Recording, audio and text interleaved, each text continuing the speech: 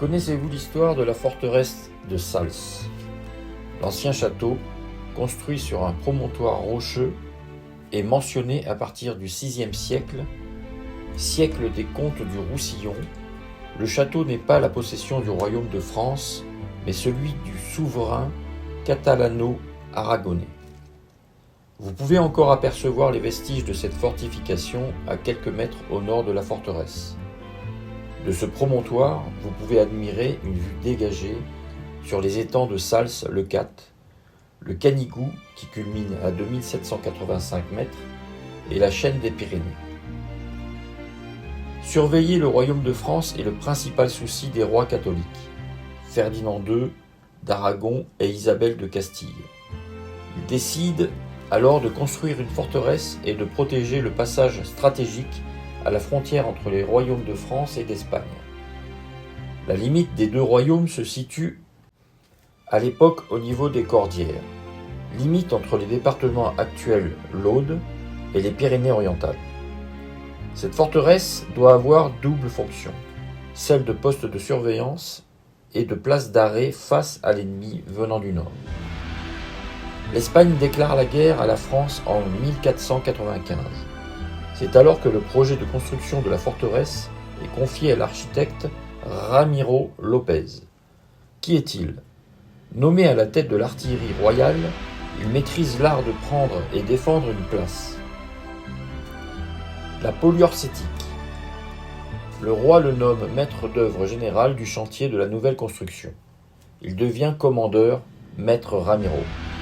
6 années de travaux seront nécessaires, de 1497 à 1503, pour édifier la forteresse. Adaptée aux nouveaux progrès de l'artillerie, le boulet métallique, elle est quasiment imprenable. Dès 1503, alors que les travaux ne sont pas terminés, elle doit faire face à son premier siège. Le 30 octobre de la même année, les Français échouent à s'en emparer. S'ensuit un siècle de paix pour cette partie de la frontière. En 1639, deuxième tentative des Français.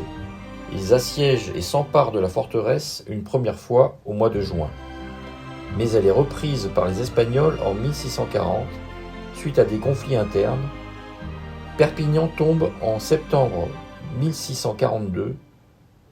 15 jours après, c'est au tour de la forteresse d'être assiégée et prise. Elle est dès alors occupée par les troupes françaises. En 1659, le traité des Pyrénées signé, cette partie du territoire est cédée à la couronne de France. La frontière recule alors de 60 km au sud. L'affaire des poisons en 1682 secoue le royaume de France. Scandale à la cour de Louis XIV. La forteresse devient une prison par ordre royal. 19 condamnés y sont transférés et emprisonnés. Après une tentative d'évasion qui a échoué, ils sont ramenés et emmurés jusqu'à ce que mort s'en suive. Vauban visite la forteresse 30 ans après les derniers combats.